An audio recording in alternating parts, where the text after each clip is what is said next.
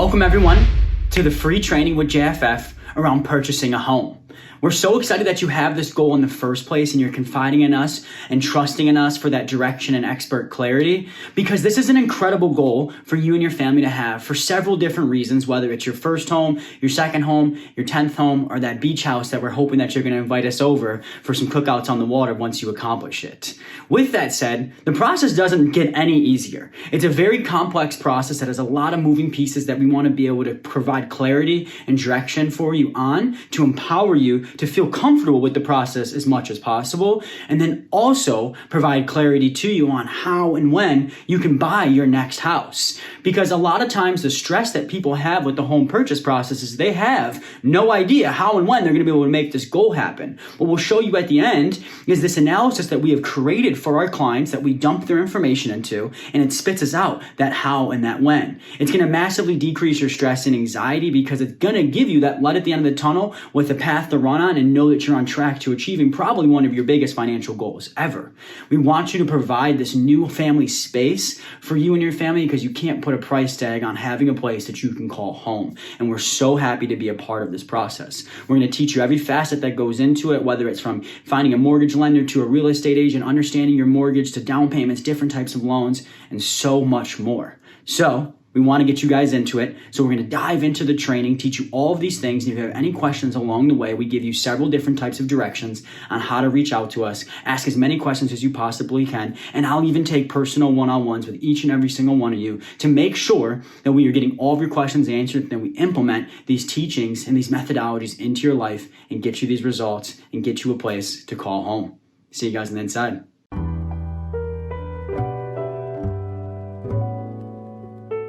Okay, so welcome to the inside of the training on how to purchase a home. So we love this goal. It's one of the best goals that our clients have because, you just can't put a price tag on having a place to call home where your family can lay their heads down and rest. If your kids are away at college, they can come home and visit and have a place to come see the family, or just simply being able to host some holidays or just sit out on the front porch and enjoy your evening. So we love when this goal comes up in our clients' goal list, and we pride ourselves on making it happen because there's a mass amounts of benefits in doing so. One of them being emotional, right? Like having your first family home or your next home or your dream home or your beach home, right? So this goal in training is for everyone, whether it's your first home, your next home, or your 10th home, right? This training will teach you how to optimize that process and allow you to enjoy the emotions in doing so, knowing that you have a house or several houses that you can call your own, knowing that you're living in your dream home, knowing that you just allowed yourself to stop renting and make the awesome purchase of a home and have a place to host your family and your friends and sit back and relax and know that that's yours and your hard work paid off. So you cannot put a price tag on that achievement and that accomplishment. And then when it comes to the financial piece of it, it's an awesome financial goal to have because, as you've heard before, when you're renting, you're putting money towards something that you're not owning, that you're never really going to get back. Yeah, you're getting a roof over your head, which is great, completely fine. But when you own a house, you're putting money towards an investment, right? So what I mean by that, because other people don't explain this really well, they just heard that it's good to buy a house and they tell you to do the same thing and stop renting, right? When you're putting money towards a mortgage, you're putting money towards what's called equity in your home. So let's say you owe $350,000 on the home, right? And it's worth $400K. Right? What you have is $50K of equity in that house. So if you want to go sell it today, in some essence, you'd make that $50K. Or you can borrow against it and leverage that type of loan or line of credit, which we'll talk about in way more advanced trainings. But that money that you're putting towards the mortgage is allowing you to build equity in your home. So another 2 years goes by. Now it's worth $420,000 because the market and the value has rose. And now you only owe $300K on it. So you have $120K of equity in the home. That's your money that you would make if you sold it, that if you want to take out a loan against it, that you can to leverage for other good reasons, right? So when you're renting, you're not having that financial benefits and reward in doing so. But when you are paying a mortgage, you're getting the equity in your home. You're creating an asset that can make money for you that is now building your wealth. And we want to teach you how to do that, to capitalize on these emotional and mental benefits, but also these financial pieces that we're going to talk about, teach you about, and hopefully help you leverage and take advantage of down the road. So when it comes to purchasing a home, there's two major components that basically dictate the process, if you will. The first one being your income, right? And then the second one being your credit score. right? Your income in most instances dictates how large of a mortgage or how large of a loan that you can acquire from the lender, right? There's a couple other components baked into it, but that's the first thing that they want to look at when it comes to, a pre-approval process, right? How much do you make, right? Can you afford a $700,000 loan? Can you afford a $300,000? So the income comes into play. And a lot of times you got to be able to prove that income. So people like myself, let's say that's an entrepreneur, works for themselves. It's harder to prove income, right? It's because things fluctuate, on tax season, we write off a whole bunch of expenses. And then also, if you just started it, a lot of companies want to see 1 to 2 years of proof of income. So salary jobs are usually a little bit easier to prove. So that's kind of how the income factor plays in to a certain degree. And the other one is your credit score. Obviously, the better your credit score, the more likely you are to get approved for the loan, and then also the lower interest rate that you will get approved for. So the difference between a 4.5% interest rate and a 2.5% interest rate on a $400,000 house or a $400,000 mortgage is several $100s a month, if not close to $1,000 a month, depending on a few factors, right? So obviously, the better your credit score, the lower interest, and in turn, the lower your monthly payment will be.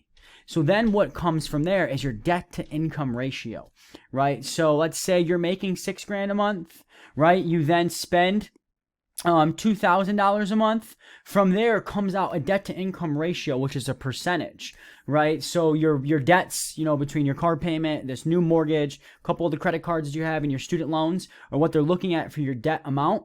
That's then, taking into consideration your income amount, which creates your debt to income ratio, which turns into a percentage. So in most instances, again, this varies from lender to lender, depends on what time you're listening to this to as well. This isn't, a magic bullet to a perfect answer, but in most instances, you want to be below 45% debt to income ratio. Next, I'm going to share my screen and kind of show you how to come up with that for a little bit easier of depiction so you can kind of see a visual of what I'm talking about. So again, to recap here though, the income plays a factor, the credit score, and then with the income and credit score, obviously the debts that are on that or what's your liabilities that are on that credit score, then creates your debt to income ratio, which is also used to judge you in the lending process in regards to can you first and foremost get approved for a loan, and then how much and at what interest rate. So stay tuned. I'm going to share my screen and I'll walk you through that piece. All right, so as mentioned, I'm sharing my screen here to walk you through the concept of a debt to income ratio and maybe even to figure out yours too as well. So as you can see, let's start over here, right? So the debts are $2,000 a month. Income is $6,000 a month for this theoretical example. So $2,000 of debts divided by the $6,000 of income equals 33.33%. So our debt to income ratio or debt to income percentage is 33%, right? So it means that of the income that they have, 33% of that is being spent on debts, right? So how to break down the debt sources or where they come up with this number is over here. This is usually how they come up with the number. The mortgage is the anticipated mortgage on the house that you're looking at or the price range of house that you're looking at. So let's just say this person's looking at a price house range where top dollar, it'll be $1,300 a month for mortgage. Their current car payment is already $400. Their student loan payment each month is $300. And then they take the minimum payments for your credit cards, whether there's a $10,000 balance on there or a $5 balance, whatever the minimum payment for those credit cards, if there's a balance on there, that's what they'll take, right, to go towards your debt to income ratio. So the one credit card for this client is $55. The other one is $85. So these numbers summed up here, right, is $2,140, right? So let me actually go and correct this and do this a little bit more accurate here. Instead of just generalizing and saying 2,000, let me use this exact number, right? So this person's debts with the anticipated mortgage baked in and the ones that they currently have, they're paying $2,140 in debts each month.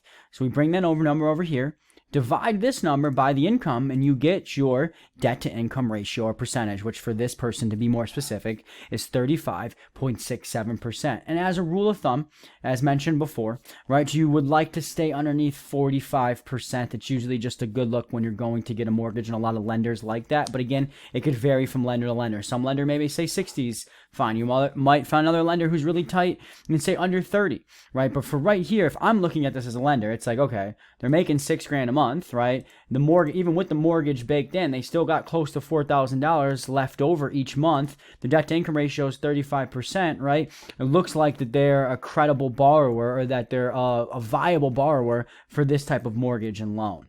So that's basically how the income comes into play, then to the credit score with the interest rate as we talked about. And then in the back end of that credit score is your debts, where they'll take those and then compare them to your income to see what your debt to income ratio is looking like, to then help in the process of dictating if you can be approved for a loan in the first place and what size of loan that you can get approved for based on your debts and your income. All right, so I'm sharing my screen here with a little bit of an analysis that I put together to help talk you guys through down payments, right? Because you hear all these different stories. Well, this person put 0% down, this person put 3. I thought you had to put 20 down. You know, in today's market, there's several different options, and we have a little bit of a choice over these options now too as well. So what I'm going to do is I'm just going to break this down for you, right? This first scenario is if you put 0% down. So as we go through these are just 4 separate scenarios, and the only thing that's really changing is the amount of money that they put down or percentage, right? So let me walk you through this, right? So in this row, you'll have the home price, which we're just going to say each one of these scenarios, the home price is $180. Here you're going to have the down payment percentage, so 0%, 3%, 10%, or 20%. Here you'll have the down payment amount, so obviously $0, right? And then we'll go through, and as the percentage increase, so will the dollar amount. And then the loan amount, which is essentially how much you'll owe after the down payment on the loan. So if you're putting down $5,400, right, you subtract the $5,400 from the $180, and you only owe $174,600 on the mortgage. And so obviously the more you put down, the less money you owe. And then down here, the monthly mortgage payment, right? And so as the more you put down, the less you the lower your monthly mortgage payment is, right? But again, that's not always the main objective. You don't want to put a whole bunch of money down just to get a lower mortgage payment, right? If you can afford putting 0% down, or somehow get away with putting 0% down, and, you know, costing yourself maybe $160 more a month in mortgage, right? I'd rather than, in regards to, or in comparison to putting 20% down, which is $36K, in my opinion, I'd rather hold on to the $36K, stomach another $160 a month, over the duration of them living in the home on the mortgage payment, so I can hold on to that $36K, right, and have it for emergency or invest or use a smarter way. Because as you can see, the rate on this mortgage is only 3.5%. Right, 3.5%. This is, the estimation. This is how I came up with these numbers too as well. And it also, and 3.5% is a low interest rate. So, you're throwing $36K at a loan, right, to save yourself 3.5%, which is nothing. I think you could beat that over 30 years. And then also to save yourself a few bucks, on the monthly payment, which you can already afford, because by the time we go to buy a house, I'll teach you how to make sure that you can afford that monthly payment. So point being, a little bit more advanced for this. But again, that's when the monthly mortgage comes into play. And as you can see, there's an asterisk here, because this monthly mortgage amount takes into consideration that this loan is at a 3.5%, because interest payments are included in this. Also has the homeowner's insurance at $75 a month included in here, and also has property tax at $130 a month included in this payment. And on the next screen share, after I'm done with this lesson, I will teach you what goes into each piece of the mortgage component to how they come to this total number. But for the sake of this lesson, all right, let's say you get a 0% down payment. Usually if your VA loans do that, so if you're a veteran or your loved one that you're going on the loan is a VA or a veteran, you can get a VA loan that has 0%. Or a lot of first-time homebuyer programs, will offer 0% interest. I know when my wife and I were looking at a second property down in Florida, we were going to go through her and purchase it in her name, since she's not on the loan for this name, so she's technically still a first-time home buyer, right? A lot of big banks like SunTrust or BB&T offer first-time home buyer programs for their clients, where they'll give you a grant of 5, 10, 20K as a down payment on the house, so you don't owe anything. You don't have to come to the table with anything down payment-wise, and you don't have to pay that back because it's a grant. So situations like that, you would owe 0%.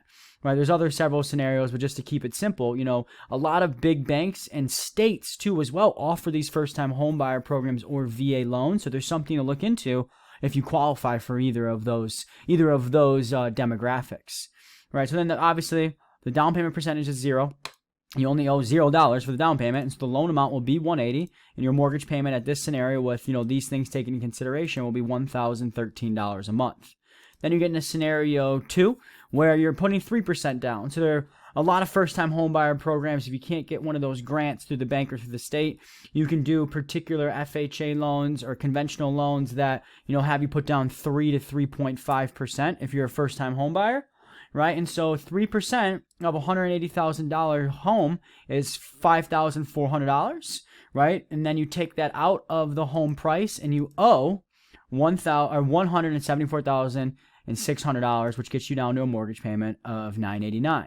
And basically it's the same logic here. You're just upping the down payment percentage, which increases the down payment amount, decreases the loan amount, and decreases the mortgage payment. So as you can see, these are the different scenarios. A lot of times, particularly in the past, 20% was what you needed to do if you wanted to get a second home. Right, if you're going to buy, you're selling your current home, you're going to buy another one, it was, required in the past that you put down 20%. Or if you're getting a secondary home, you have to do 10%.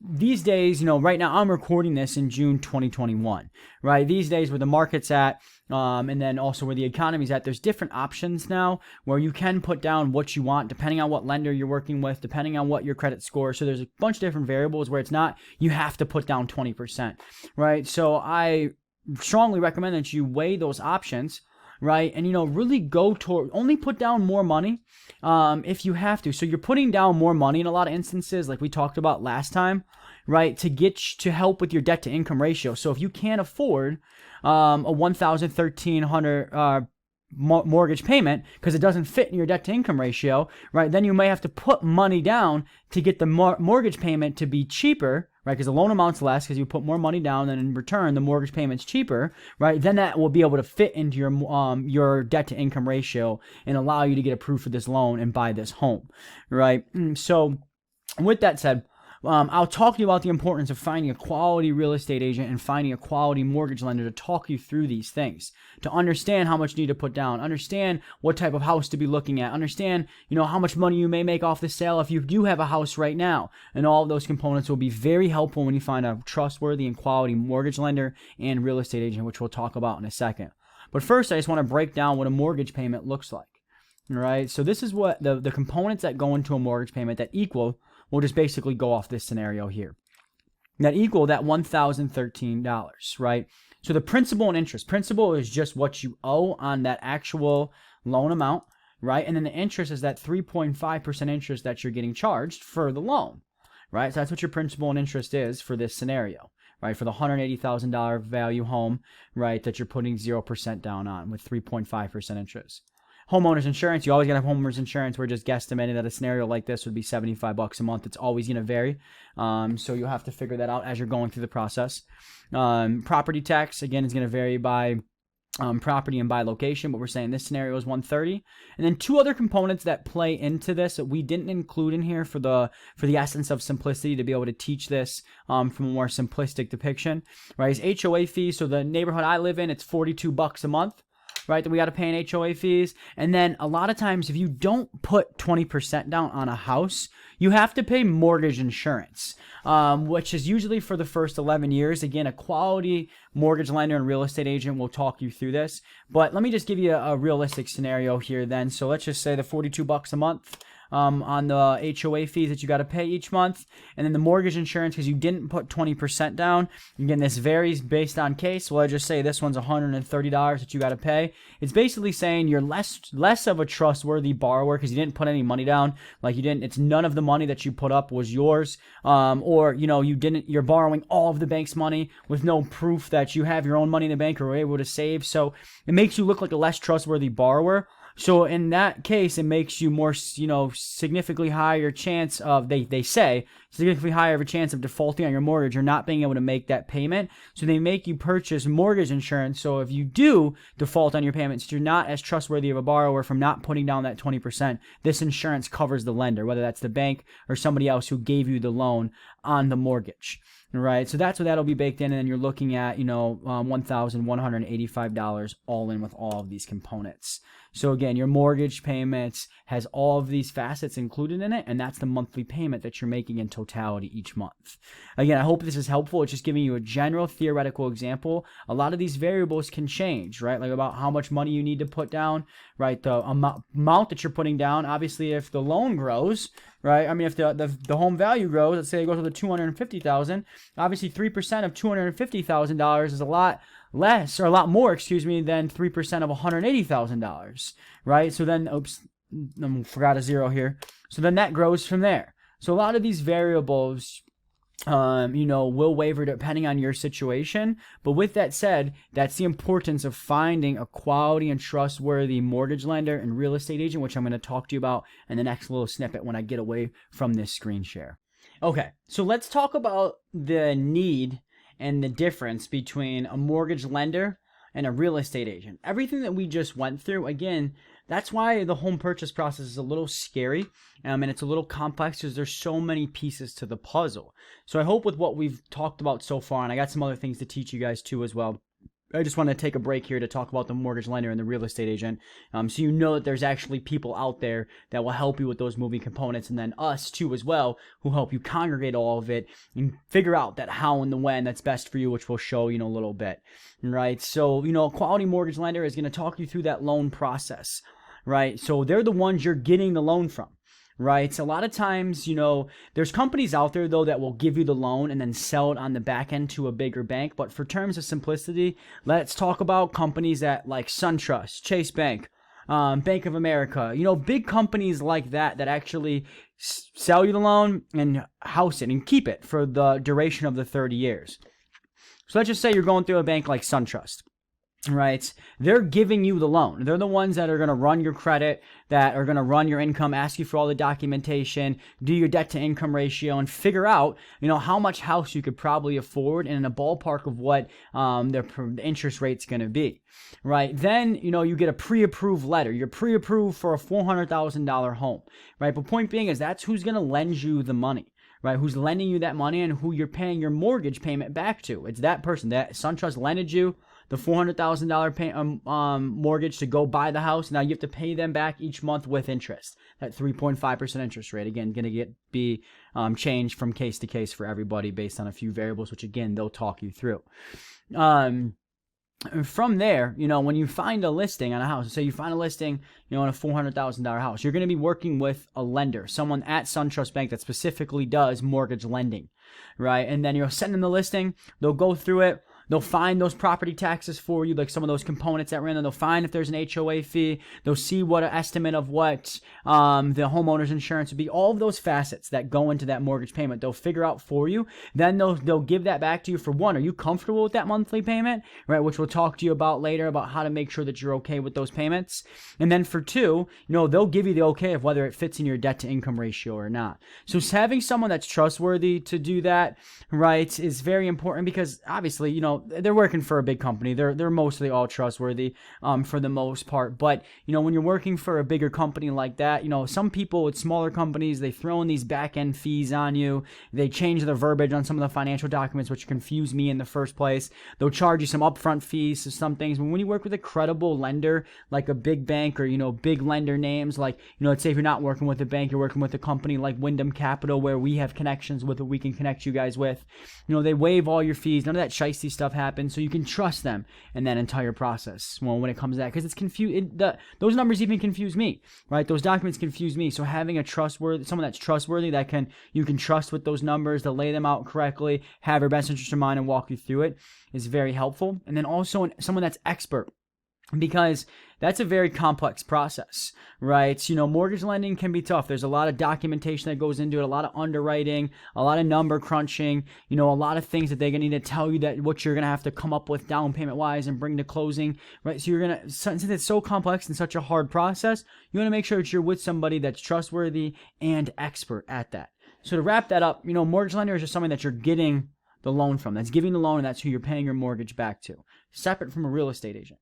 A real estate agent is someone, or a realtor, whatever terminology you hear, is someone who's going to help you find the house of your dreams, find the house that fits your lifestyle, that fits what you can afford, right? And then also do the negotiation with the seller, right? Talk them down a little bit, maybe, to like have them cover closing costs, do all the paperwork for you, right? So between the paperwork, let's go back up here, between the searching for the house in the first place, finding a whole bunch of options, scheduling those viewings, and taking you there to go see them, doing the negotiation with the seller, and then also doing all the paperwork and the back and forth. And then if something does fall through, it doesn't work out, then they'll be able to find you other properties to go through the same process with.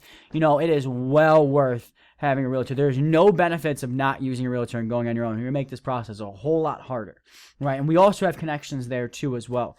So if you're listening to this and you want help being connected with a trustworthy mortgage lender, who's an expert at what he does, and also a trustworthy an expert real estate agent, so you don't have to go out searching, you don't have to worry, are they trustworthy or expert? We have proven for them to work in my own personal life, and the hundreds of clients that we have, several of them use them as well too. So if you're watching this video on the Facebook group, just comment mortgage or comment real estate agent or both, and I will reach out to you directly and get you connected ASAP with a trusted mortgage lender and who's also an expert, and the same thing with the real estate agent.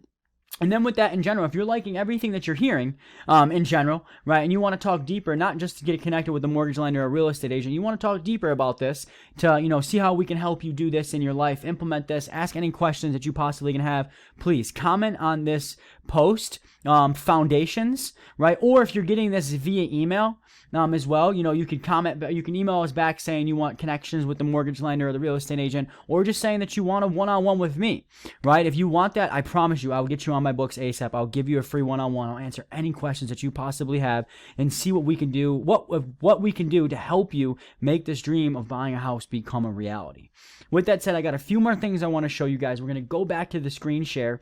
I'm going to show you a product that our clients use that we have created, that it's basically an analysis that allows them to dump their information into, to show them exactly how and when they're going to be able to buy the house that they want to buy next. Because the biggest issue is, after all this, you're like, well, this is great, right? But like, how do I come up with the money? How do I know what I can afford? And how and when will I be able to come up with that money to do so, right? And so we're going to talk you through that on the screen share, show you this analysis that we have built that does all of that work for you. And then it also will be available to you down the road if that's something that you're interested in. So I'll see you on the screen share in a second. All right, so welcome back to the screen share. The last thing that I want to go over here is this awesome product that you're looking at, which is an analysis where we help all of our clients use, all of our clients have access to it, and you can too as well if you'd like, where it helps you basically figure out how and when you're going to be able to buy a house in the best fashion possible. Right? We're going to go through many different variables. So stick with me. It looks a little busy, but I promise you, once I break it down to you, it's not going to be intimidating. It's going to make a ton of sense, and you're going to see how it's going to change your life and help you in this process and create this dream into a reality. Right, so over here, we just start with what people are worth already. What do they have cash on hand? Cash on hand really is just your paper bills, right? Your checking account and your savings account. And if you watched other trainings of ours, you know that when we talk about cash on hand, we're not including any investments or, retirement funds, because we want to let them serve their purposes, right? Their purposes of let them build you wealth in investments. Let them, continue to compound until retirement and hopefully save you on taxes too as well, if you have the right IRAs and all those types of things, right? So let that money serve its purpose. The purpose of us including this stuff here is because the purpose of these numbers, or of this money, is going to be for a down payment and the proper emergency funds, right, for you. So again, we're just counting your cash, your checkings, and your savings as your cash on hand. So this scenario, this person has $100 in cash, $650 in checking, and then $3,000 in a savings account. With that said, they have about $3,750 cash on hand right now, which is important to know because you want to know how much money you have to your name to go towards a down payment, and also to have a proper emergency fund stored away when you do move into this house, which we'll talk about the importance of that, and not depleting yourself of all of your money when you go to move into the house, right? And so on the topic, right, we want you to have, when you go to move into the house, we want you to have the down payment, if you're going to put one down, when you sit down at closing, and after the down payment is gone, the proper amount of emergency funds still in your bank as you move in, because it'd be stupidity to move in in to a house that you now own. If the furnace blows, that's your responsibility to fix. If the roof leaks, that's your responsibility to fix, right? If something happens within the house or something needs to be fixed that the homeowner's insurance isn't covering, that's your responsibility to fix, right? You own the house now. It's not the landlord's anymore, and you need money to be able to address those fixes or those emergencies or anything else that happens in your life on top of that, which we also have trainings on emergency funds too as well, which will help break that down for you. But with that said, let's keep rolling here. So we've got how much they have cash on hand. Now let's go over to here. This is the next bucket we want to focus on, right? So the house value is $180, like we talked about before. The down payment is 3% because this person is this scenario we're running through. They've been renting for their whole life. They're a first-time home buyer, and they're going to leverage a first-time home buyers program that has them put down 3%. So 3% of $180,000 is $5,400, right? So after you subtract that $5,400 from the $180,000 house value, you now have to get a loan for $174,600,000, right? So this figure right here. So after putting the down payment down of $5,400, right, you subtract that from the $180,000 house value, and now you need a loan for the residual $174K, right? So with that said, let's keep moving here.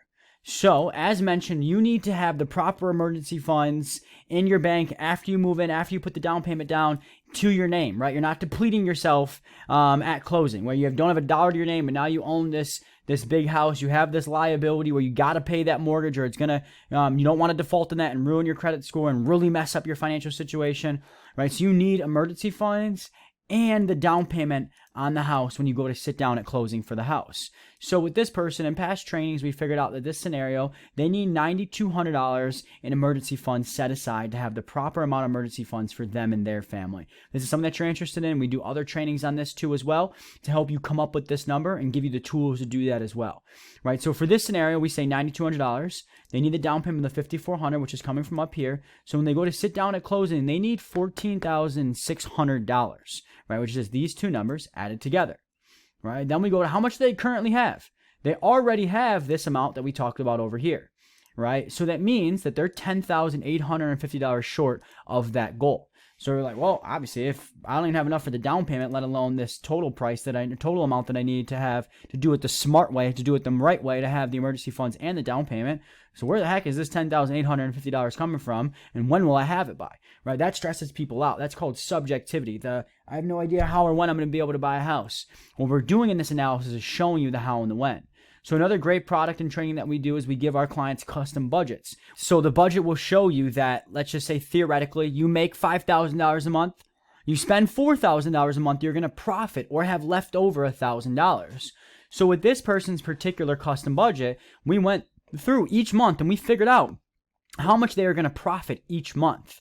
What we're looking for is enough profits over a certain duration to add up to the amount of money that they need to come up with the difference between what they currently have and what they need. To essentially, how are we going to come up with this $10,850? By profiting this amount over these months will get you to this amount that you need to just about match that amount, right? So with that said, right, between May and June, so over the next 14 months, right, this client is planning to profit this amount each month, which adds up to the amount that they need in between the difference between what they currently have and what they need to show up with at closing for the house. So this shows you exactly how, by profiting this amount over the next 14 months, and when, by June of next year, will you have the amount of money where you can properly and optimally and safely buy the house that you want to buy and start having that dream become a reality, right? So this gives you that clarity. It gives you that objectivity. It gives you the path to run on with the light at the end of the tunnel. And then all you need to do is just perform to these numbers. So with that said, this is gold for our clients because with all of the pieces to the puzzle, right, when you learn about the emergency funds, you learn about the budgeting, right, and then you have this in your corner, you have the quality and trustworthy mortgage lender and real estate agent, you now have all the pieces to the puzzle, and I promise you this will be the fastest, cheapest, most optimal way for you to achieve this goal, and we really want to help you do so. So if there's anything that you need, as mentioned, comment on this post in the Facebook group and just say foundations, and I'll reach out, I'll get you on the books, or someone on my strategy team will, and we'll schedule a call with you to answer any questions figure out how we can implement this in your life and make this dream become a reality for you. And then also, if you aren't seeing this on Facebook in the private group, for one, let's get you in there. But for two, let's have you respond back to this email saying that you're interested in a meeting to talk further about this. I'll reach out, get you scheduled ASAP. So I really want to do anything I can to help you make this become a reality. And the biggest thing is that you can see it doesn't get any easier as this. This is as easy as it gets, and this is still fairly complex and confusing. So with that said, we want to hold your hand every step of the way, support you through this process, and I promise you, we will achieve this goal with you. I'm super excited for you guys. Can't wait to connect, and don't forget to invite us over for the housewarming party.